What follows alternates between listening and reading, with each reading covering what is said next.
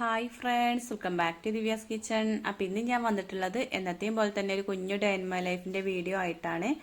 അപ്പോൾ ഇന്ന് രാവിലെ മുതൽ വൈകുന്നേരം വരെയുള്ള കുറച്ച് കാര്യങ്ങളാണ് കേട്ടോ നമ്മളെ വീഡിയോയിൽ ഉൾപ്പെടുത്തിയിട്ടുള്ളത്. അപ്പോൾ വീഡിയോ കണ്ടിട്ട് കൂട്ടുകാർ സപ്പോർട്ട് ചെയ്യാൻ മറക്കരുത് കേട്ടോ. അപ്പോൾ എന്താ പറയുക, ഇപ്പോൾ കുറച്ച് ദിവസമായിട്ട് വ്യൂസ് വളരെ കുറവാണ് കേട്ടോ. പൊതുവേ നമുക്ക് ഈ വ്യൂസ് കുറവ് തന്നെയാണ്, എന്നാലും ഇതുവരെയൊക്കെ എത്തിയില്ലേ എന്നുള്ളൊരു സമാധാനമാണ് കേട്ടോ. പക്ഷേ എന്താണെന്നറിയില്ല, അപ്പോൾ കുറച്ച് ദിവസമായിട്ട് വ്യൂസ് വളരെ കുറവ് തന്നെയാണ്. അപ്പോൾ എല്ലാവരും വീഡിയോ കണ്ടിട്ടൊക്കെ സപ്പോർട്ട് ചെയ്യണം. നമുക്ക് ഈ ഒരു എന്താ പറയുക, ഈ ഒരു കുഞ്ഞു ചാനലിൽ എന്നും നമ്മളെ വീട്ടിൽ നടക്കുന്ന വിശേഷങ്ങൾ തന്നെ ഉള്ളൂ കേട്ടോ ഷെയർ ചെയ്യാൻ വേണ്ടിയിട്ട്. അല്ലാതെ എന്താണ് വീഡിയോ ഇടുക എന്ന് എനിക്കറിയില്ല. അപ്പോൾ ഈ ഒരു കുഞ്ഞു കുഞ്ഞു വിശേഷങ്ങൾ ഞാൻ അങ്ങനെ വീഡിയോ എടുക്കും, അത് അപ്ലോഡ് ചെയ്യും. അപ്പോൾ അതൊക്കെ ഇഷ്ടപ്പെടുന്ന ഒരുപാട് കൂട്ടുകാരുണ്ട്. അപ്പോൾ അവരൊക്കെ കണ്ട് സപ്പോർട്ട് ചെയ്യുന്നുണ്ട്. പിന്നെ എല്ലാവർക്കും ഒന്നും ഇങ്ങനത്തെ വീഡിയോസൊന്നും ദഹിച്ചോളണമെന്നില്ലല്ലോ.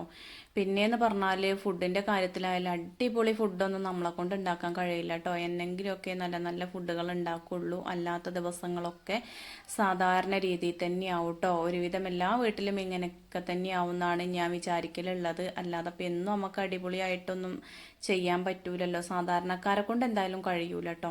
അപ്പം അങ്ങനെ സാധാരണക്കാരിൽ സാധാരണക്കാരിയായ ഒരു വീട്ടമ്മയാണ് ഞാൻ. അപ്പോൾ ഞങ്ങളെ ഒരു കുഞ്ഞു കുഞ്ഞു വിശേഷങ്ങളാണ് നമ്മളെ ചാനലിൽ എപ്പോഴും അപ്ലോഡ് ചെയ്യലുള്ളത്. അപ്പോൾ എല്ലാവരും വീഡിയോസൊക്കെ കണ്ടിട്ട് സപ്പോർട്ട് ചെയ്യാൻ മറക്കരുത് കേട്ടോ. അപ്പോൾ ഇതാ പതിവ് പോലെ രാവിലെ അടുക്കളയത്തെ കാര്യങ്ങളൊക്കെ ചെയ്യാൻ തുടങ്ങിയിട്ടോ. അപ്പോൾ നമ്മൾ കുളിയൊക്കെ കഴിഞ്ഞിട്ട് അടുക്കളയ്ക്ക് കയറുകൊണ്ട് അതൊരു സമാധാനമാണ്. ഇപ്പം ചൂടൊക്കെ ആയതുകൊണ്ട് രാവിലെ കുളിക്കാനൊരു പണിയില്ല കേട്ടോ. ഇനിയിപ്പോൾ മഴയൊക്കെ പെയ്ത് തുടങ്ങുമ്പോഴാണ് തണുപ്പും കാര്യങ്ങളൊക്കെ ആകുമ്പോൾ കുറച്ച് ദിവസം കുളിച്ചിട്ടുണ്ടെങ്കിൽ പിന്നെ നീരിറക്കവും കാര്യങ്ങളൊക്കെ ആയിട്ട് പിന്നീട് അത് പറ്റൂല. അപ്പം അങ്ങനെയൊക്കെ ആയിട്ട് പിന്നെ കുറച്ച് നിർത്തി വെക്കും. അപ്പോൾ സത്യത്തിൽ നമുക്ക് ആകെ കൂടെ ഒരു പ്രാന്താണ് കുളിക്കാതെ അടുക്കളയിലൊക്കെ കയറിയിട്ടുണ്ടെങ്കിൽ. കുളിച്ചിട്ട് വരികയാണെങ്കിൽ അത് ഉന്മേഷം തന്നെയാണ്. അപ്പോൾ നമ്മൾ അടുക്കളയിൽ കുറേ ദിവസമായിട്ട് ഉഴുന്ന ദോശ ഉണ്ടാക്കിയിട്ട്, അപ്പം ഇന്ന് ഏതായാലും ഉഴുന്ന ദോശയാണ്. അപ്പം അത് ചുടണ കണ്ടപ്പോൾ ഏട്ടൻ പറയുന്നത് ഉണ്ടായിട്ടോ രാവിലെ, ഇയാളെ അടുക്കളയിൽ കണ്ടിട്ട് കുറേ ദിവസമായല്ലോ എന്നുള്ളത്. അപ്പോൾ ഇത് ഉണ്ടാക്കാൻ തുടങ്ങിയിട്ടുണ്ടെങ്കിൽ ഇതന്നെയാവും കേട്ടോ സംഭവം. അപ്പോൾ മിക്കവാറും കുട്ടികൾക്കൊക്കെ ഇങ്ങനത്തെ സംഭവമാണല്ലോ ഇഷ്ടം. ഇഡ്ഡലി ദോശ ആ ഒരു ഇത് കഴിഞ്ഞിട്ടുള്ളൂ വേറെ എന്തോ ഇഷ്ടം എന്ന് എനിക്ക് തോന്നണത്. ഇവിടെയൊക്കെ അങ്ങനെയാണ് കേട്ടോ മക്കൾക്ക്. ഇപ്പം പിന്നെ കുറേ മാറ്റങ്ങൾ വന്നു തുടങ്ങി. നമ്മൾ മാറ്റിയെടുക്കല്ലാതെ പോലെയല്ലല്ലോ. അപ്പോൾ ഞാൻ ഇടയ്ക്ക് ദോശ ഉണ്ടാക്കും, ഇടയ്ക്ക് പല പല കടികൾ അങ്ങനെയാണ് ഉണ്ടാക്കലുള്ളത്. അപ്പം അങ്ങനെ ഏതായാലും ദോശയൊക്കെ ചുട്ടെടുക്കുന്നുണ്ട്. അതിൻ്റെ ഇടയ്ക്ക് ഏട്ടനെ പോകാനായിട്ടുണ്ട്. അപ്പോൾ ഏട്ടനുള്ള കാര്യമൊക്കെ റെഡിയാക്കി കൊടുക്കുകയാണ് കേട്ടോ. അപ്പോൾ ദോശയും ചട്നിയും അതേപോലെ ഞാൻ കുറച്ച് മീൻ ഉണ്ടായിരുന്നു, തലേ ദിവസം വറ്റിച്ച് വെച്ചതായിരുന്നു കേട്ടോ. അപ്പോൾ അതൊന്ന് കുറച്ചെടുത്ത് വെച്ചായിരുന്നു, അതും ആക്കി കൊടുത്തു വെള്ളവും. പിന്നെ നമുക്ക് ചട്നി ഞാൻ തോനെ ഉണ്ടാക്കിയിട്ടില്ല, സാമ്പാർ ഉണ്ടാക്കണം എന്നാണ് വിചാരിക്കുന്നത്. അപ്പോൾ അതിന് വേണ്ടിയിട്ട് കുറച്ച് കഷ്ണങ്ങളൊക്കെ നന്നാക്കിയിട്ട് കുക്കറിൽ അവിടെ അടുപ്പത്ത് വെച്ചിട്ടുണ്ട്. ഇനിയിപ്പോൾ അത് ശരിയാക്കി എടുക്കണം. അപ്പോൾ 8 മണി ആയിട്ടില്ല കേട്ടോ. എന്നാലും ഇന്ന് കുറച്ച് നേരത്തെ ഏട്ടൻ ചായ കുടിക്കുകയൊക്കെ ചെയ്തു. അപ്പോൾ അതുകൊണ്ട് ഏട്ടനുള്ള സംഭവങ്ങളൊക്കെ റെഡിയാക്കിയാണ് ഉമ്മർത്ത് കൊണ്ടുവച്ച് കൊടുത്താൽ ഒരു സമാധാനമാണല്ലോ. അപ്പോൾ നമുക്ക് വിരുന്ന് അച്ചമ്മ ഉണ്ട് കേട്ടോ. കഴിഞ്ഞ വീഡിയോയിൽ കണ്ടില്ലേ, അച്ചമ്മ വിരുന്ന് വന്നിട്ടുണ്ട്. അപ്പോൾ അച്ചമ്മ ചായടിയൊക്കെ കഴിഞ്ഞിട്ടുണ്ട്. അപ്പോൾ അച്ഛന്ന് ഒരുപാട് വൈകിയാണ് നീച്ച് വന്നിട്ടുള്ളത് കേട്ടോ. ഏകദേശം 8 മണിയൊക്കെ ആകാൻ സമയത്താണ്.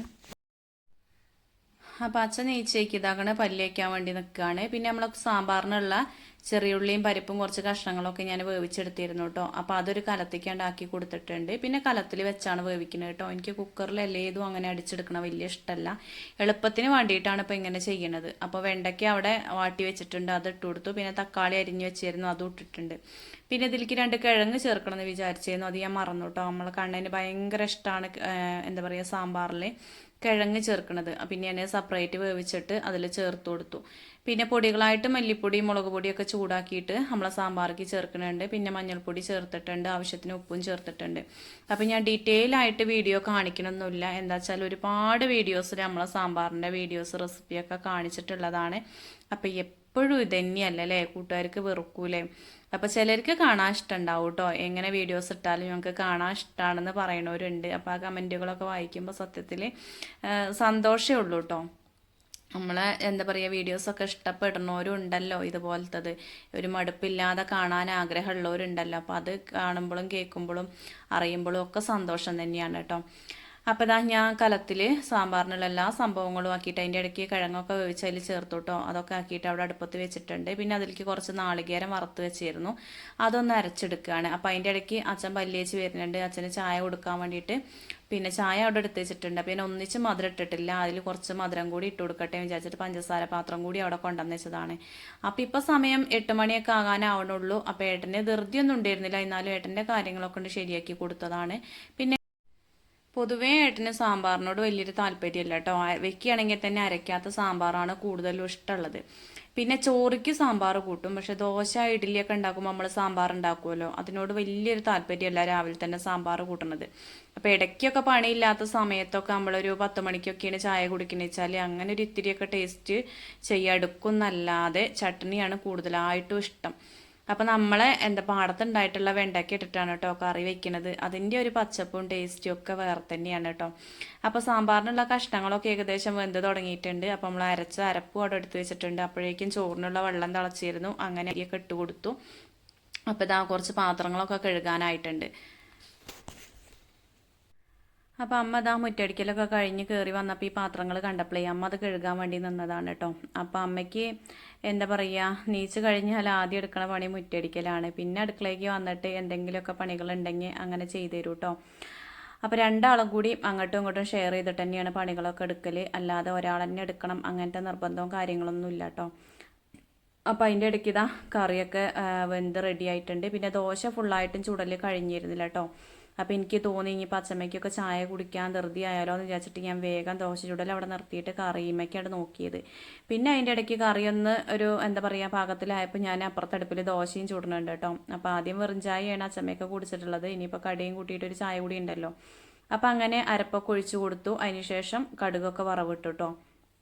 കടുകും കറിവേപ്പിലയും സാമ്പാർ പൊടിയൊക്കെ ചേർത്തിട്ട് അങ്ങനെ വറവിട്ടിട്ടുണ്ട്. പിന്നെ ലാസ്റ്റ് കുറച്ച് ഉലുവയും ഉഴുന്നൊക്കെ പൊടിച്ച് വെച്ചിരുന്നു, അതും ചേർത്തിട്ടുണ്ട്. അങ്ങനെ അടിപൊളി സാമ്പാർ റെഡി ആയിട്ടുണ്ട്. അപ്പോൾ ഉച്ചത്തേക്കും വൈകുന്നേരത്തേക്കും രാവിലത്തേക്കും ഒക്കെ ഒന്നിച്ച് അങ്ങോട്ട് വലിയൊരു സാമ്പാർ ഉണ്ടാക്കിയതാണ് കേട്ടോ. ഒരുപാട് കഷ്ണങ്ങളൊന്നുമില്ല, കുറച്ച് കഷ്ണങ്ങളൊക്കെ ഇട്ട് വെച്ചിട്ടുള്ളൊരു സാമ്പാറാണ്. അങ്ങനെ എല്ലാവരും ചായ കുടിയൊക്കെ കഴിഞ്ഞു. ഇനിയിപ്പോൾ എല്ലാവരും കഴിഞ്ഞിട്ടില്ല, ഞാനും മക്കളും കുടിക്കാണ്ട് കേട്ടോ. മക്കളെ നീച്ചിട്ട് പോലും ഇല്ല. അപ്പോൾ അച്ചമ്മേൻ്റെ ചായ കുടിയൊക്കെ കഴിഞ്ഞിട്ട് അച്ചമ്മ അടയ്ക്ക നന്നാക്കാൻ വേണ്ടി ഇരുന്നതാണ്. അപ്പം ഞാൻ കുറച്ച് തുണിയാളെ മെഷീനിലിട്ടു. പിന്നെ കുറച്ചധികം തന്നെ തിരുമ്പാനും ഉണ്ട് കേട്ടോ, കല്ലുമ്മൽ തിരുമ്പാനും ഉണ്ട്. അപ്പോൾ അത് സോപ്പും പൊടിയിൽ ഇട്ട് വെക്കട്ടെ വിചാരിച്ചിട്ട് വന്ന് നിന്നപ്പോഴാണ് അച്ചമ്മ ഈ ഒരു അടയ്ക്ക നന്നാക്കണ കണ്ടത്. അപ്പോൾ അത് ഇങ്ങനെ ഗതി ഇടണ കണ്ടപ്പോൾ ഞാനവിടെ നിന്നിട്ടോ നന്നാക്കി കൊടുത്തതാണ് കേട്ടോ.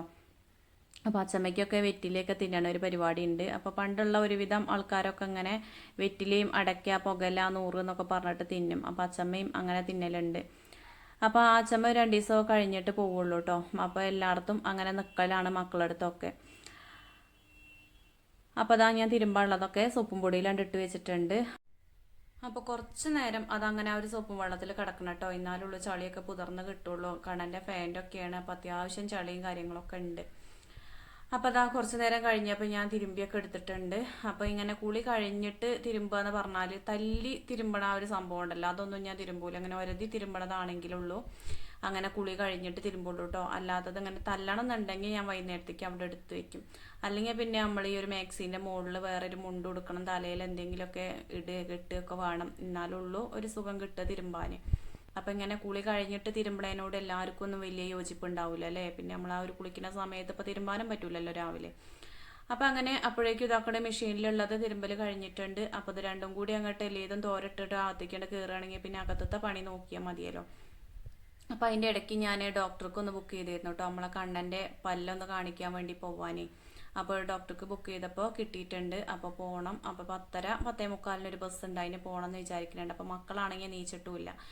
അപ്പോൾ ഇത് തലേ ദിവസം വൈകുന്നേരം ആകുമ്പോൾ കുറച്ച് തിരുമ്പിയിട്ടതൊക്കെ ഉണങ്ങിയിട്ടുണ്ട്. അപ്പോൾ അതൊക്കെ ഒന്ന് എടുത്ത് വെക്കുകയാണ്, എന്നാലുള്ളൂ അഴക്കിയ മസാല ഉണ്ടാവുക കേട്ടോ. അപ്പോൾ എല്ലാവർക്കും ഒന്നും ചിലപ്പോൾ തിരുമ്പുകയെന്നും അഴയ്ക്കാന്നും അങ്ങനെ തോരിടുക എന്ന് പറഞ്ഞാലൊന്നും മനസ്സിലാകേണ്ടാവില്ല. പക്ഷേ ഞങ്ങളെ മലപ്പുറം ഭാഷ എങ്ങനെയാണ് കേട്ടോ. ഇവിടെ അമ്മ എപ്പോഴും പറയലുണ്ട്, ഈ നാടൻ ഭാഷ പറഞ്ഞിട്ട് എല്ലാവർക്കും മനസ്സിലാകുമോ എന്നൊക്കെ പറയലുണ്ട് കേട്ടോ. അപ്പോൾ ഒരുവിധം എല്ലാവർക്കും മനസ്സിലാവണുണ്ടാവും എന്ന് വിചാരിക്കണേ. അപ്പോൾ അമ്മയ്ക്ക് ഇന്ന് ചക്കക്കൂട്ടാൻ തിന്നാനൊരു പൂതി ഉണ്ട് പറഞ്ഞിട്ട് അങ്ങനെ ചക്ക ഇടുകയാണ്. അപ്പോൾ ചക്ക ഇട്ടപ്പോൾ തന്നെ പറയുന്നുണ്ട്, ഇത് നന്നാക്കലും വെക്കലും കൂടി എനിക്ക് ഗതികേടാവും, ഇജ്ജ് വന്നിട്ട് വെക്കാന്നൊക്കെ പറയുന്നുണ്ട്. അപ്പോൾ ഞാൻ പറഞ്ഞു കേട്ടോ, ഇനിയിപ്പോൾ ഞാൻ വന്നിട്ട് നന്നാക്കും വെക്കുകയൊക്കെ ചെയ്യുക, അല്ലെങ്കിൽ പിന്നെ നന്ന രാവിലെ ഇടണം. അത് കുറച്ച് കഴിഞ്ഞിട്ടാണ് ചക്ക ഇടാൻ നിന്നത്. അപ്പോൾ പിന്നെ ഇത് നന്നാക്കിയിട്ട് വെച്ചിട്ട് പോകാൻ എനിക്ക് സമയമില്ല. അപ്പോൾ ഇന്ന് ഉച്ചത്തേക്ക് സാമ്പാറും ഉണക്കമീൻ വറുത്തതും പപ്പടവും കാര്യങ്ങളൊക്കെ ഉണ്ട്. അപ്പം നമുക്ക് വൈകുന്നേരത്തേക്ക് ഉണ്ടാക്കാമെന്ന് പറയുമായിരുന്നു അമ്മേനോട്.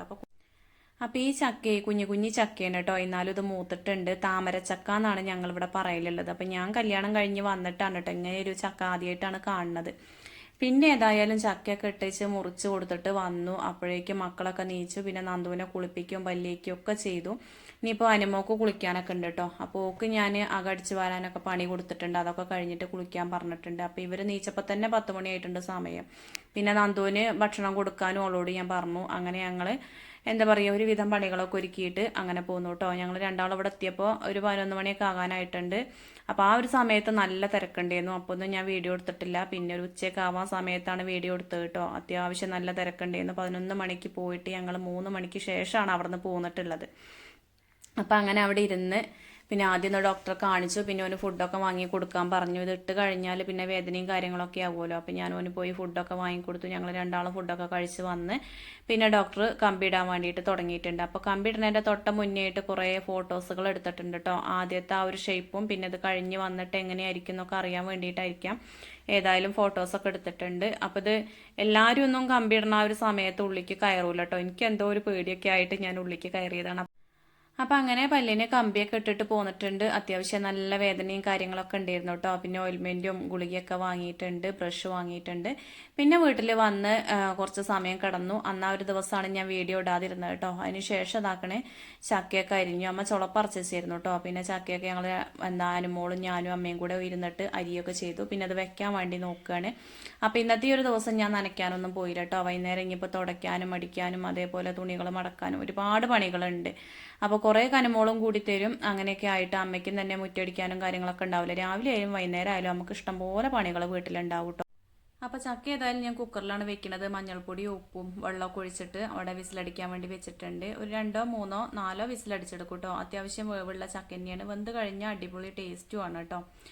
അപ്പം ഞാൻ അതിലേക്ക് നാളികേരമൊക്കെ ഒന്ന് ചിരകിയെടുക്കണം. ഇനിയിപ്പോൾ അതിലേക്ക് പച്ചമുളകും വെളുത്തുള്ളിയും ഒക്കെ കൂട്ടിയിട്ടാണ് അരച്ചെടുക്കണം കേട്ടോ. ഇവിടെ അങ്ങനെ ജീരകം ചേർക്കണതിനോട് വലിയൊരു യോജിപ്പില്ല.